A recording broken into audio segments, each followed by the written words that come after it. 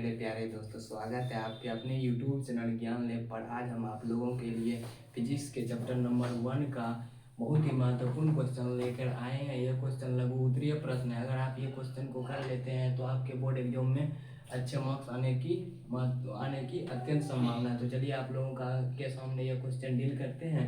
तो यह क्वेश्चन है आपके लिए, पहला क्वेश्चन है, प्रकाश के परावर्तन के नियमों को लिखे और इसे किरण आरेख भी खींचे। तो इसका उत्तर आप लोग इस तरीका से लिखिएगा। पहले लिख लीजिएगा उत्तर, उसके बाद क्वेश्चन पूछा गया है प्रकाश के परावर्तन के नियमों को लिखे। तो आप इसे इस तरीका से लिख सकते हैं, प्रकाश के परावर्तन के मुख्य 2 नियम हैं।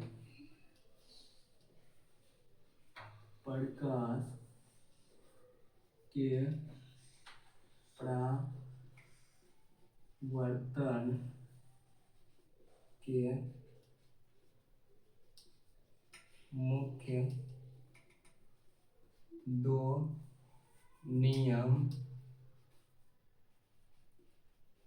निम्नलिखित है, यानी नीचे लिखा हुआ है।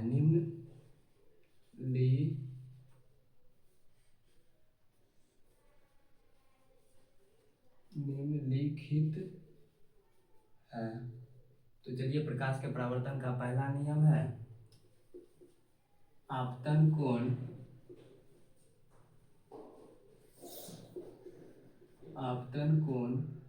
तथा परावर्तन कोण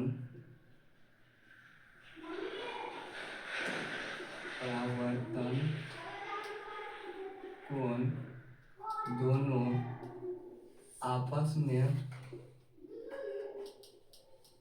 बराबर होते हैं।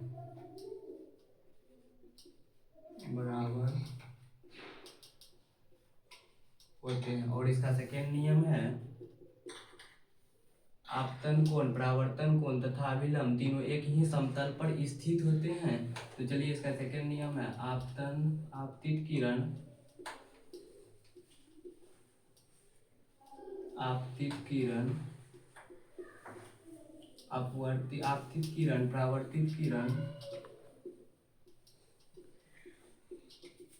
परावर्तित किरण तथा अभिलंब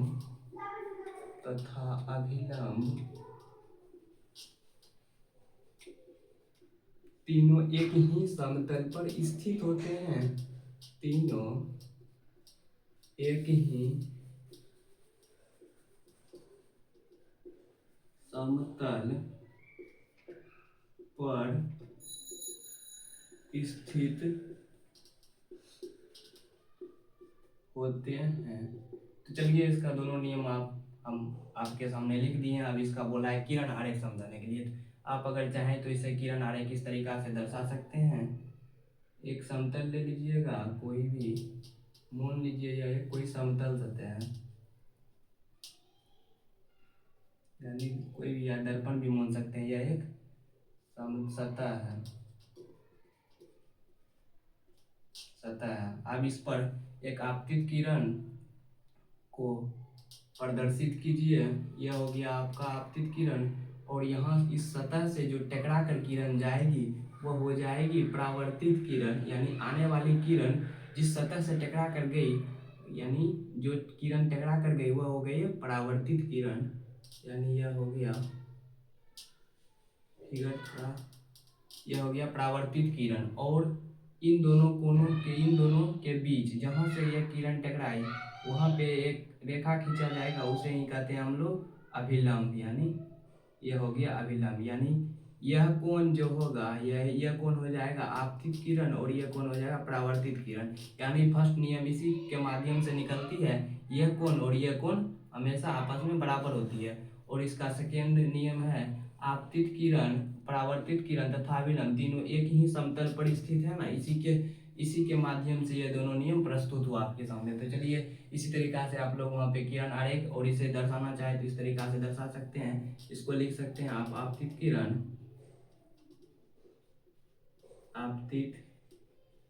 किरण, और इसे लिख सकते हैं आप परावर्तित किरण। यानी इस तरीका से एरो दे करके दर्शा दीजिएगा, परावर्तित किरण।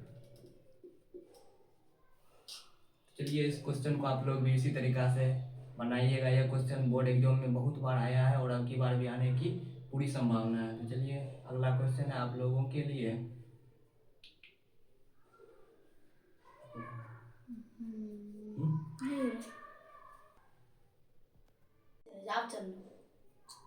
सेकेंड क्वेश्चन है आपके सामने, प्रकाश पुंज क्या है, ये कितने प्रकार के होते हैं। तो चलिए प्रकाश पुंज को आप लोगों के सामने हम समझाते हैं। प्रकाश पुंज क्या है, यानी किरणों के अनेक सारे समूह को प्रकाश पुंज कहते हैं। इसी को आपको लिखना है। तो चलिए इसका उत्तर लिखकर आप लोग बनाइएगा। उत्तर, किरणों के पहले प्रकाश पुंज का परिभाषा पूछा गया, तो आप इसी तरीका से इसको लिखिएगा। किरणों के समूह को प्रकाश पुंज या किरण पुंज भी कहते हैं। किरणों के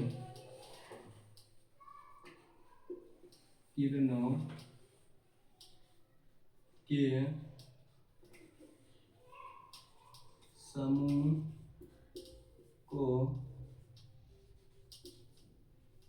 प्रकाश पुंज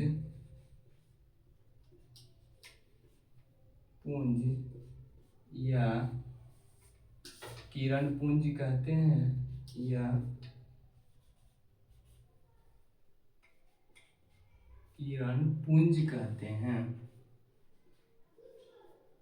किरण पुंज कहते हैं। प्रकाश पुंज का परिभाषा लिख दी है। अब इसके प्रकार पूछा गया, तो इसका प्रकार अगर आप लिखना चाहें तो इस तरीका से लिख सकते हैं। इसके मुख्य 3 प्रकार हैं। इसके मुख्य 3 प्रकार हैं। पहला प्रकार है इसके कि समांतर किरण पुंज। इसका प्रकार क्या है, समांतर किरण पुंज।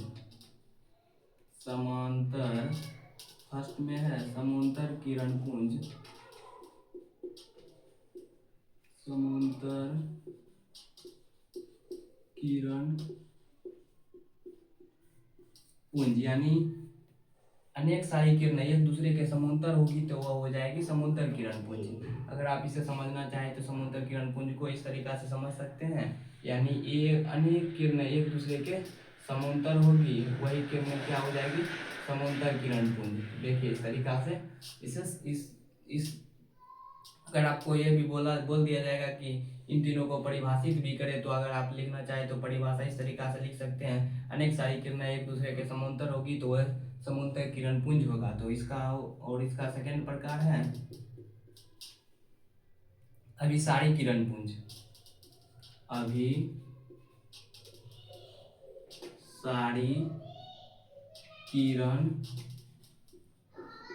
किरण पुंज का ही दूसरा नाम है प्रकाश पुंज। अगर आप इसे लिखना चाहे तो प्रकाश पुंज भी लिख सकते हैं और किरण पुंज भी लिख सकते हैं, यानी अभिसारी किरण पुंज। यहाँ पर भाषा सटीक बैठता है किरण पुंज, इसीलिए हम आपके लिए किरण पुंज लिखे हैं। तो अगर इसे आप समझना चाहें तो इस तरीका से समझ सकते हैं, यानी अनेक किरणें एक ही बिंदु पर आकर मिलती है, यानी यहाँ से आने वाली किरणें, यहाँ से आने वाली किरणें, यहाँ से आने वाली किरणें, यहाँ से आने वाली किरणें, सभी किरणें क्या होगी, एक ही बिंदु पर आकर मिल जाएगी, तो वही हो जाएगी क्या, अभिसारी किरण पुंज। और अगर आपको इसका थर्ड पार्ट है अपसारी किरण पुंज। अपसारी किरण पुंज।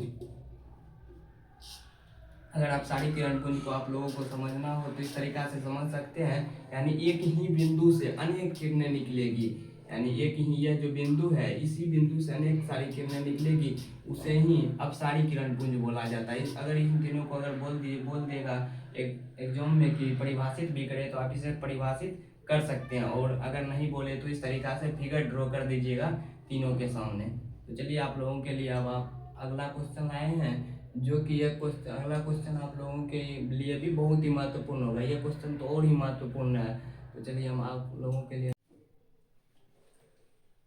थर्ड क्वेश्चन है उत्तल दर्पण और अवतल दर्पण के 3 उपयोगों को लिखे। तो चलिए इस क्वेश्चन को बनाते हैं। यहाँ पे लिख लीजिएगा उत्तर, यानी मैथ में हल, और ये सब लिखने वाली सब्जेक्ट में उत्तर उत्तर।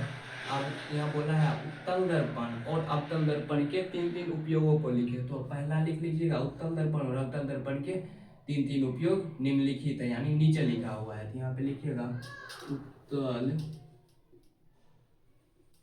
दर्पण और अवतल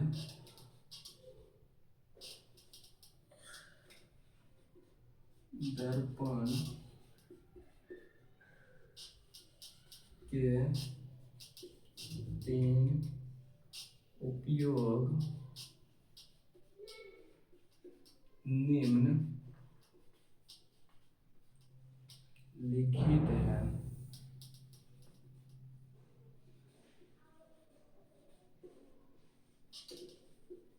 तो चलिए दोनों का उपयोग लिख लेते हैं। दोनों का उपयोग, पहला का लिखिएगा उपयोग, रीडिंग देकर, उत्तल दर्पण का उपयोग, उत्तल दर्पण का उपयोग। उत्तल दर्पण का उपयोग अगर यह मिटा भी देते हैं तो कोई दिक्कत नहीं होगा, क्योंकि यहाँ पे एडजस्ट करने में थोड़ा दिक्कत हो जाएगा। इसका उपयोग है, पहला उपयोग है मोटर गाड़ी के पीछे देखने में इसका उपयोग, मोटर गाड़ी में पीछे देखने में इसका उपयोग किया जाता है। अगर आप इसे लिखना चाहें तो इस तरीका से लिख सकते हैं, गाड़ियों के साइड मिरर के रूप में, गाड़ियों के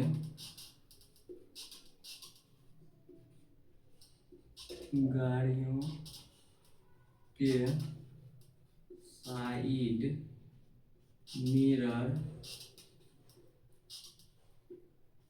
के रूप में। फिर इसका सेकेंड उपयोग यह हो जाएगा, खंभे वाले लाइट में, यानी पुलियर पर अगर आप जाइएगा तो वहाँ पे देखिएगा कि वहाँ लाइट वाइट लगा रहता है, उसमें भी इसका उपयोग किया जाता है। यानी खंभे के लाइट में, खंभे के लाइट में। और इसका फिर से थर्ड उपयोग हो जाएगा छोटा प्रतिबिंब बनाने में, यानी इस दर्पण से हमेशा छोटा प्रतिबिंब बनता है, छोटे प्रतिबिंब बनाने में।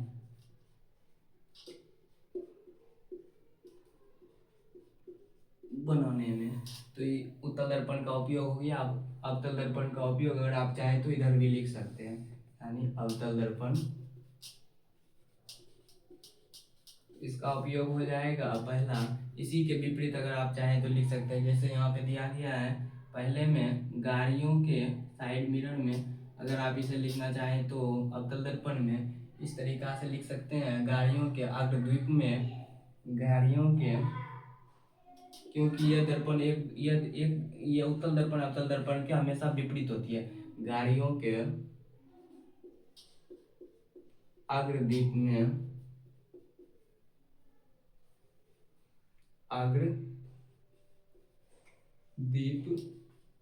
यानी आगे में। और उसके बाद सेकेंड उपयोग हो जाएगा डॉक्टरी क्षेत्र में,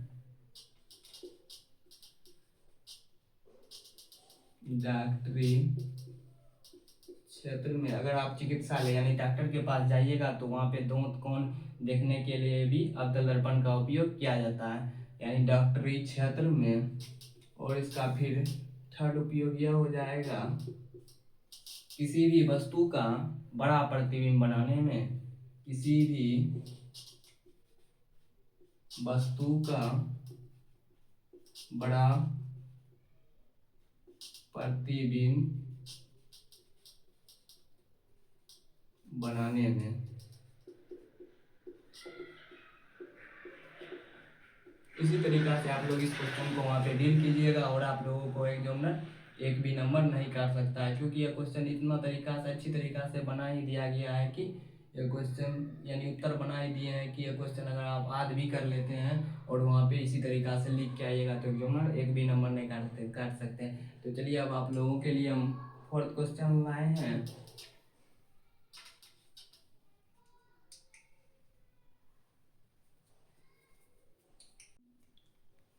फोर्थ क्वेश्चन है आप लोगों के लिए, अवतल दर्पण और उत्तल दर्पण में अंतर स्पष्ट करें।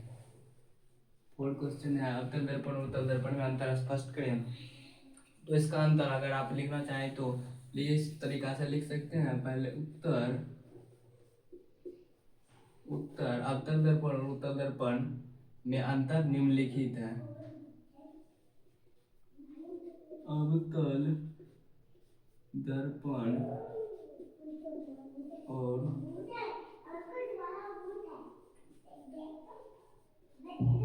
उत्तल दर्पण में निम्न अंतर है, यानी अवतल दर्पण और उत्तल दर्पण में निम्न अंतर है। इस तरीका से आप खटाल बना लीजिएगा, एक खटाल में अवतल दर्पण को रख लीजिएगा और एक खटाल में उत्तल दर्पण को। तो अवतल दर्पण है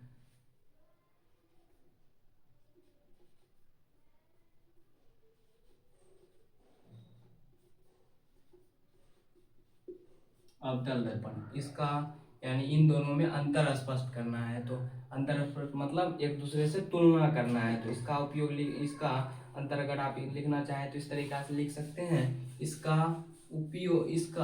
अवतल दर्पण का प्रयोग बड़ा प्रतिबिंब बनाने में किया जाता है। अवतल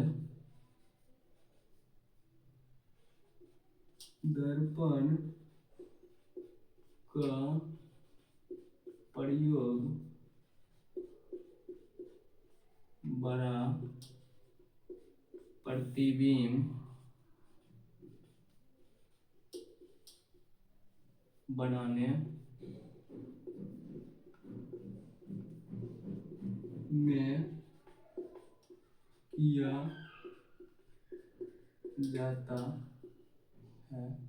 अगर आप लोग पूरी साल कुछ भी नहीं पढ़े हैं तो आप लोगों को घर बनाने की कोई ज़रूरत नहीं है। हमारे यूट्यूब चैनल ज्ञान लैब पर बने रहिए, उसे सब्सक्राइब कर दीजिए। आप लोगों को जो भी वीडियो हम अपलोड करेंगे आप लोगों के लिए वह सभी वीडियो आप लोग देख लेते हैं और उन सभी को क्वेश्चन को याद करके लेते हैं। तो आप लोगों को घर बनाने की कोई भी ज़रूरत नहीं है। तो इसका इसी तरीका से मतलब चुनौटा क्वेश्चन आप लोगों को हमारे चैनल पर मिलता रहेगा और आप लोग अच्छी तरीका से उसे याद कर लीजिएगा तो आपको कोई भी दिक्कत नहीं होगा। और इसका अगर लिखना चाहे तो इस तरीके से लिख सकते हैं। इसका प्रयोग छोटा प्रतिबिंब बनाने में किया जाता है। इसका प्रयोग छोटा प्रतिबिंब बनाने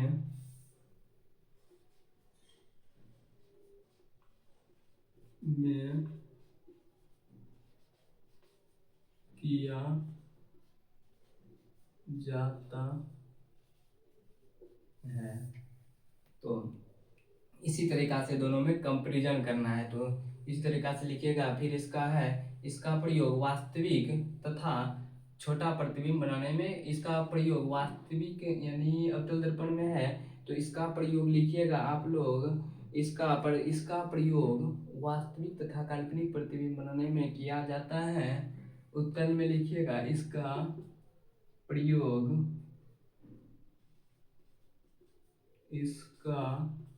उत्तल में इसका प्रयोग काल्पनिक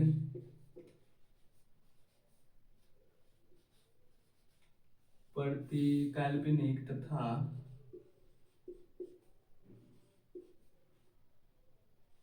छोटा प्रतिबिंब बनाने में किया जाता है। और इसमें लिखिएगा इसका प्रयोग बड़ा तथा वास्तविक प्रतिबिंब बनाने में किया जाता है। इसका प्रयोग इसका प्रयोग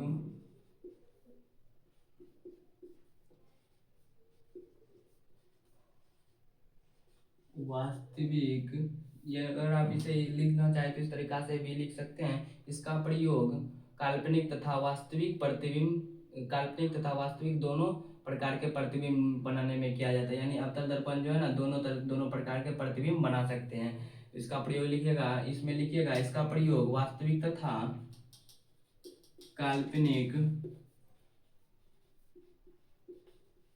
प्रतिबिंब बनाने में किया जाता है, किया जाता है। तो इसका फिर हो जाएगा सेकेंड कंपैरिजन।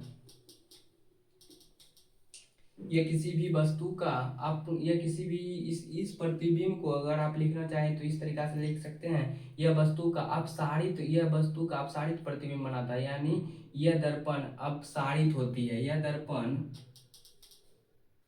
यह दर्पण अपसारित होती है,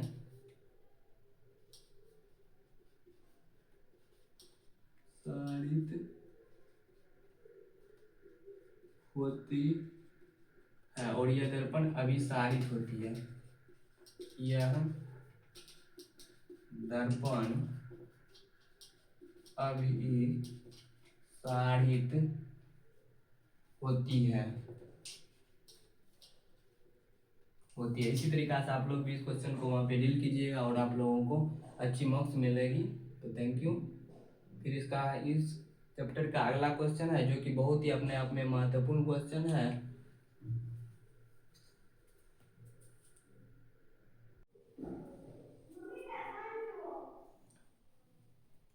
फिफ्थ क्वेश्चन है आपके लिए, गोलीय दर्पण के मुख्य अक्ष को परिभाषित करें। यानी गोलीय दर्पण के मुख्य अक्ष को परिभाषित करना, यानी यह जो गोलीय दर्पण होता है इसी के मुख्य अक्ष को परिभाषित करना है। यानी मुख्य अक्ष यानी फोकस को परिभाषित करना है। इसे आप, इसका परिभाषा अगर आप इस तरीका से परिभाषित करना चाहें तो इस तरीका से परिभाषित कर सकते हैं। गोलीय प्रधान अक्ष के समांतर आने वाली आपतित किरण परावर्तन के बाद जिस बिंदु से गुजरती है उसे ही मुख्य अक्ष कहा जाता है। यानी आपतित किरण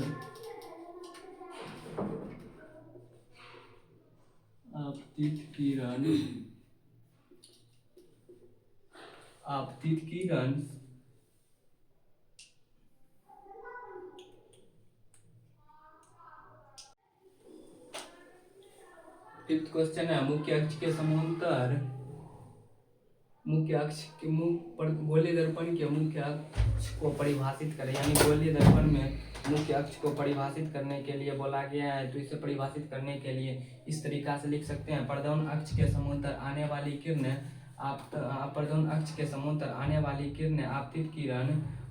आपतित किरण परावर्तन के बाद जिस बिंदु से गुजरती है उसे ही मुख्य अक्ष कहा जाता है। यानी उत्तर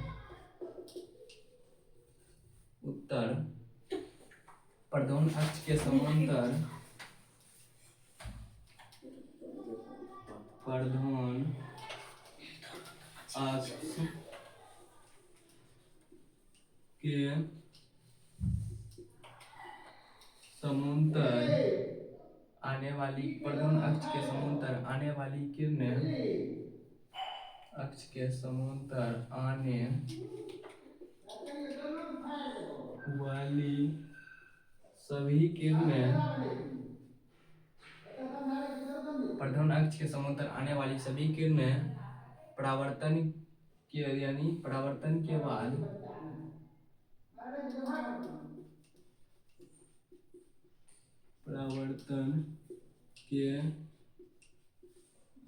जिस बिंदु से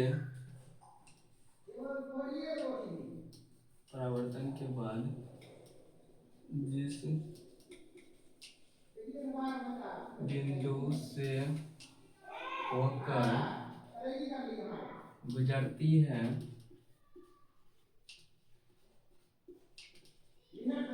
है उसे ही मुख्य अक्ष कहा जाता है। मुख्य अक्ष कहा जाता है। अगर आपको ये क्लियर समझ नहीं आया है तो इस तरीका से आप लोग समझ लीजिएगा। यह एक दर्पण है। यह क्या है? यह एक दर्पण है। इसमें एक किरणें को हम अगर फोकसित करते हैं तो यह किरणें इस दर्पण से टकराने के बाद जिस प्रधान अक्ष के यह हो गया प्रधान अक्ष के समांतर यानी प्रधान अक्ष के समांतर यह किरणें टकराकर दर्पण से परावर्तन के बाद जिस बिंदु से होकर गुजरती है उसे ही मुख्य अक्ष यानी फोकस कहा जाता है। यह हो जाएगा F, यह हो जाएगा P, यह हो जाएगा C। इसी तरीका से यहाँ से जो भी यानी मुख्य अक्ष के समांतर जो भी किरणें आएगी वह सभी किरणें मुख्य फोकस से होकर गुजरेगी, उसे ही मुख्य अक्ष भी कहा जाता है। तो चलिए मिलते हैं आप लोगों के सामने साथ अगले वीडियो में। थैंक यू, धन्यवाद। हमारे चैनल को सब्सक्राइब कर दीजिएगा। अगर आप हमारे इंस्टा आईडी पर भी जुड़ना चाहते हैं तो वहाँ पर भी जुड़ जाइएगा। इसी पढ़ाई से रिलेटेड और सभी बोर्ड एग्जाम से भी रिलेटेड सभी वीडियो आप लोगों को ताकि मिलते रहे। थैंक यू, धन्यवाद। स्वस्थ रहिए, मस्त रहिए, बोर्ड एग्जाम में लगे रहिए।